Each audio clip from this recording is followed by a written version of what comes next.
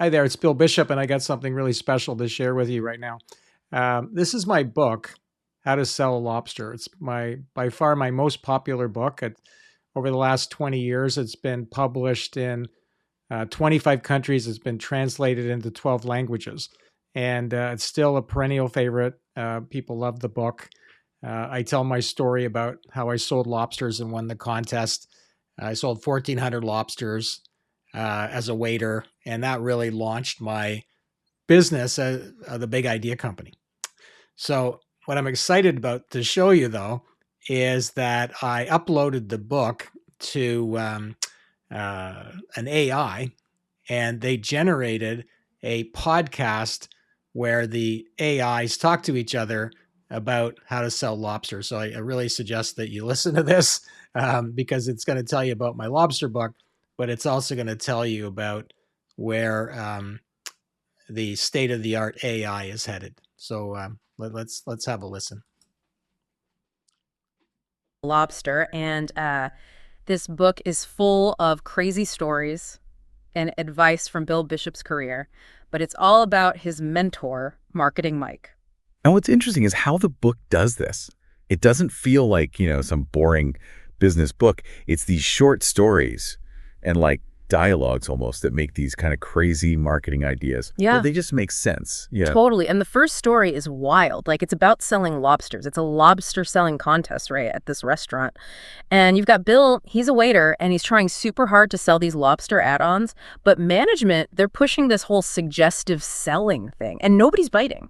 It's tough, when you're trying to sell something, but it just doesn't feel right. And this is where Marketing Mike, he comes in and basically says to forget about just selling. It's about marketing, right? Okay, so what does he do? He tells Bill to create a special. And the special just happens to include lobster. So sneaky.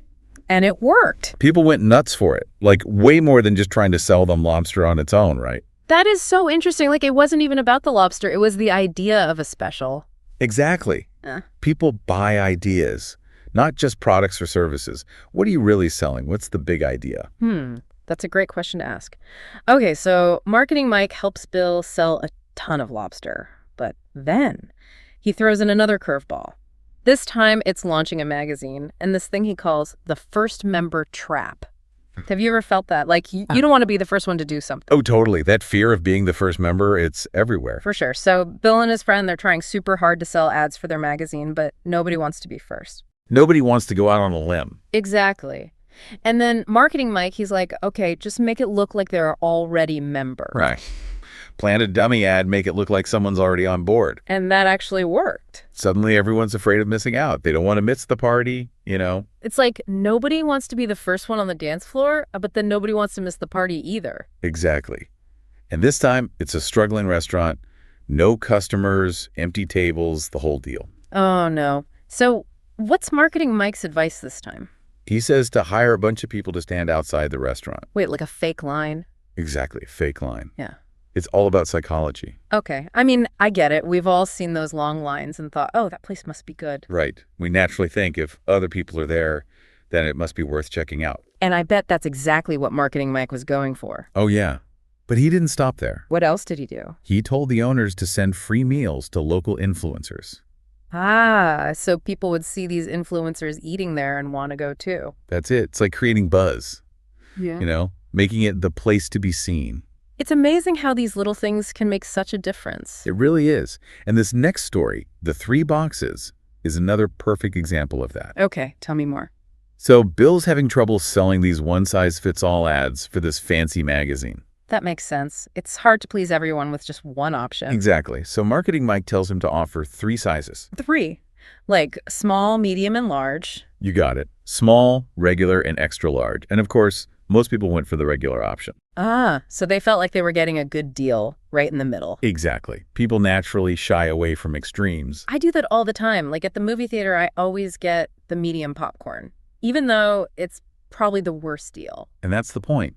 The large size makes the medium seem reasonable. Wow, that's so clever. I'm starting to see this 3 boxes strategy everywhere now. Oh, it's everywhere. Coffee shops, software pricing, you name it. It's like Marketing Mike is showing us all the tricks of the trade. Right. It's all about understanding how our brains work.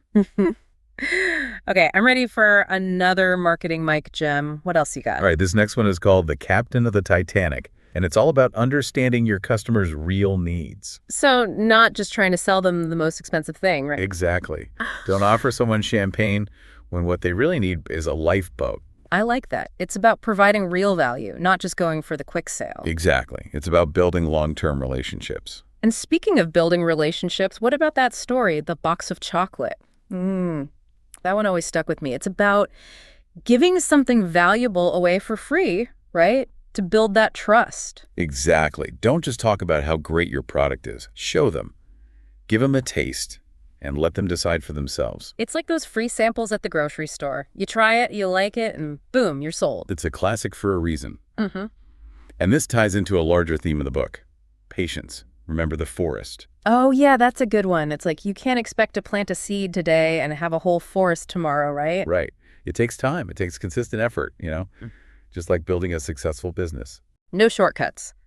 But I think that's a hard lesson for a lot of people, especially these days when everything moves so fast. It is. But Marketing Mike, he's all about the long game, building something that lasts. And that's what we're all striving for, right? Sustainable success, not just a flash in the pan. Exactly. It's about understanding people, understanding what motivates them, and then creating something truly valuable that meets those needs. So how do we actually do that? Where do we start? Well, it starts with a shift in mindset. Stop thinking like a salesperson and start thinking like a customer. Okay, so put ourselves in their shoes. Exactly. What are their pain points? What are their dreams? What keeps them up at night? And once we understand that, then we can start to craft a message that resonates, right? Exactly. It's not about manipulating people. It's about connecting with them on a deeper level. And that's how you build a loyal following, people who believe in what you're doing. Precisely. It's about creating something bigger than just a product or a service. It's about building a community. I love that. Okay, so we've covered a lot of ground today. Any final words of wisdom from Marketing Mike? There's one more concept I think is really important. The basketball mind trap. Oh, what's that? It's about getting so caught up in your own product or service that you forget about the bigger picture. Like, you're so focused on the basketball, you forget about the game itself. Exactly. You forget about the players, the fans, the whole experience. So how do we avoid that trap? By constantly asking ourselves, who are we doing this for? What value are we providing? Are we making a real difference? It's about staying connected to our purpose, our why, right? Absolutely. And if we can do that, if we can stay focused on the people we're serving and the value we're creating, then everything else will fall into place. Wow, I love that. It's a great reminder to stay grounded, to stay focused on what really matters. It is. And, it's also a reminder to have a little fun along the way. Couldn't agree more. Well, there you have it, a deep dive into the unconventional wisdom of how to sell a lobster. We've learned about the power of ideas, the importance of understanding human psychology, and the need to stay focused on the long game. But most importantly, we've learned that marketing is not just about selling, it's about connecting. It's about building relationships, creating value, and making a real difference in the world. And on that note, we'd love to hear from you. What resonated with you from today's deep dive? Share your thoughts in the comments below. And until next time, keep thinking differently, keep challenging the status quo, and most importantly, keep marketing miking it. All right. So that was an AI-generated podcast, believe it or not. So if you want to know how that happens, come to our Monday meetings and we'll explain exactly how I produce that AI-generated podcast. Okay. So you can do exactly the same thing. And this particular one was about my book, How to Sell Lobster. And so if you like what you heard in that podcast, you might be interested in reading that book. So below here, you will get the link to order the book. All right. And as I always say, a lot of people that have bought that book, maybe it's $20 around there, they've turned that book, that $20 investment, literally into millions of dollars. Like, I can't promise that, but I do know that there are people that have told me, I read How to Sell Lobster. I got some big ideas from it.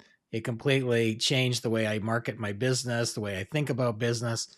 And they made, literally millions of dollars. I had one guy said, I read How to Sell Lobster, and honest to God, he said, I made $40 million from the ideas in that book. So like I say, I can't promise that, but you never know. It might be possible. All right. Okay. Thanks for listening.